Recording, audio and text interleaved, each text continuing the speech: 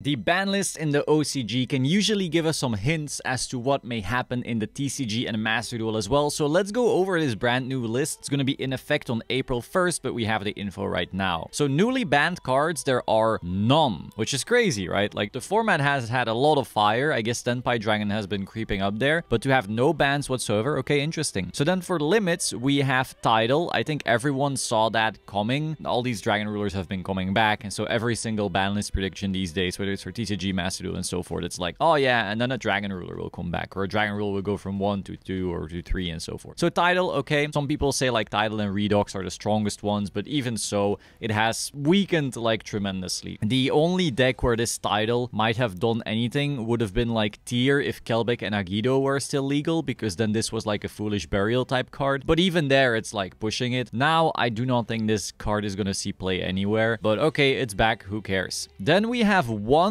Limited. So Wanted being limited makes that engine weaker because you don't get the bullshit free draw every time. And now, while you may say, oh, that's not that big of a hit, I'm inclined to agree, of course, still, having less starters and then not reliably having the draw is still big. Because, like, remember, so often you hand trap them or you stop them when they go second, and then you're like, oh, okay, so now it's over. But then they activate Wanted, draw a card, and that random draw gets them back into the game. So this is like a good hit. I also suspect that TCG might do that. The only problem is that in TCG, this is a secret rare, so they might be less inclined to actually properly hit it. I'm afraid in TCG, they're just going to go for a weak hit, like Snake Eye Ash to 1 or 0 or something like that. But yeah, this is a solid hit. If anything, Wanted, you might not want to ban Wanted, because you do want to have the possibility to go like Diabellstar effect, and then if you already have OSS in hand, you're still allowed to activate it. Then they impermit, and then you go, haha, I already had OSS. You know, those little games are still cute. I don't see it happening in TCG just yet. Then we have Tikaboo 2-1. So we already saw this happening in the TCG already. So as you can see, you know, these lists usually learns a thing or two from each other. Then for the semi-limits, first of all, we have the World Chalice thingy. I don't think this matters. Like, even at 1, this wasn't really doing much new things. Then SP to 2, everyone's playing 2 anyway, so that really doesn't matter. This feels like the Runic Fountain hit. You know, a few lists ago, it was like, oh, Runic is a problem. Let us put Fountain to 2. That'll fix it. And so right now, we still have these ridiculous stun decks all over the place where you just try to deck out your opponent while you sit behind a bunch of floodgates,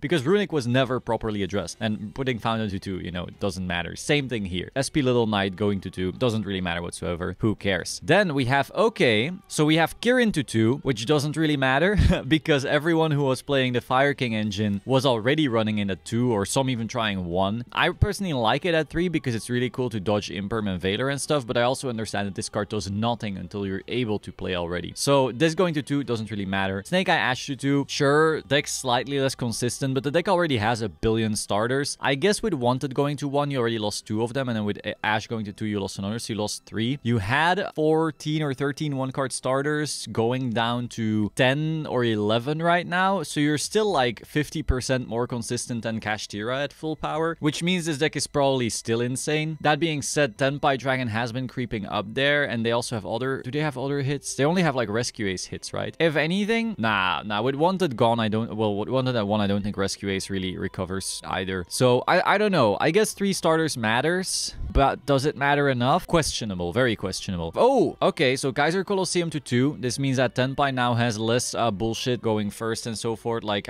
maybe Heatwave would have been a cool hit as well. The issue with Tenpai really is that it's only blinding second, and so if you make it go first, it needs to draw like a bullshit turn skip, and otherwise the deck is just ass. So if they start getting rid of all those turn skips, then the deck, I don't know, feels bait. Kind of like when Kashtira was a blind second deck. And then Extravagance to 2. Okay, I'm not sure. What was it at 1 previously? I actually forget. I don't really remember. Cards whose restrictions have been removed: Summon Sorceress. So I was following Yu-Gi-Oh! When this card was around, but I wasn't actively playing. I do know, however, that this was broken as hell. Because, like, again, we've talked about this so many times. Every time a card is a link monster that then by itself generates new bodies, it's probably breaking the game. Because, like, you are link climbing for free, you are tutoring for free, you are comboing true stuff way more easily. You see it with Hulk, you see it with the Auroradon, you see it with Promethean Princess, you see it with Sprite Elf, you see it every fucking time. And so this was like the epitome of that, because this special summon a monster from your deck. Like, that is insane. Now, back then that broke the game. Right now it would break the game as well. So obviously it's being using errata. Now, let's read what it actually does post errata though. So it needs 2 or more non-token monsters of the same type. Okay, when this card is link summoned, negate the effect of one monster from your hand and special summon it in defense position to your opponent's field where this is pointing. And after that, you can special summon one monster of the same type as the monster special summoned by this effect from your deck in defense position with its effects negated. Okay,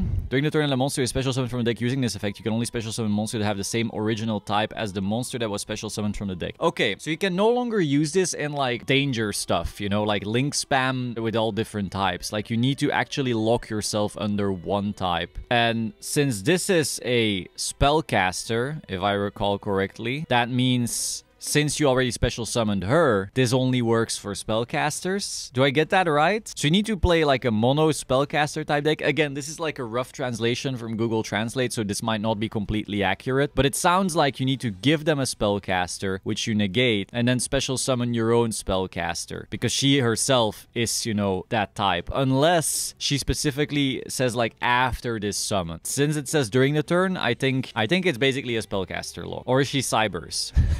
I don't remember. I don't know. We'll have to do some proper analysis once we know the full text and start actually testing this. But back in the day, this card was broken. Usually after erratas like this, cards become very, very weak. We saw the same with Firewall. We saw it with, well, Ancient Fairy was more of a power creep thing. But usually when such broken cards come back, usually they never do anything ever again. And then also, Girsu is back, which already happened, right? Or was already a thing in TCG. Then this Pendulum thing, okay. Ride of a Remesir, okay. So this is like long time coming. There's no reason for the adventure engine to be hit at all in OCG. It doesn't really do anything in TCG and Master Duel either. Then we have this. Oh, this is the mill deck, right? I always get messed up between Infernity and Infernoid and all the decks. I don't know. If you're a fan of this deck, let me know if this actually matters. And then finally, Change of Heart. Wait, Change of Heart to 3? That's wild. That is so funny. I really like that. I mean, we saw Snatch Steal already coming back. People don't play Mind Control. Triple Tactics Talents is really powerful. Change of Heart at 1 wasn't breaking the game either. So it makes a lot of sense that Change of Heart is also back at 3. Though I do really like that. I think this is still a really solid going second card depending on the format. There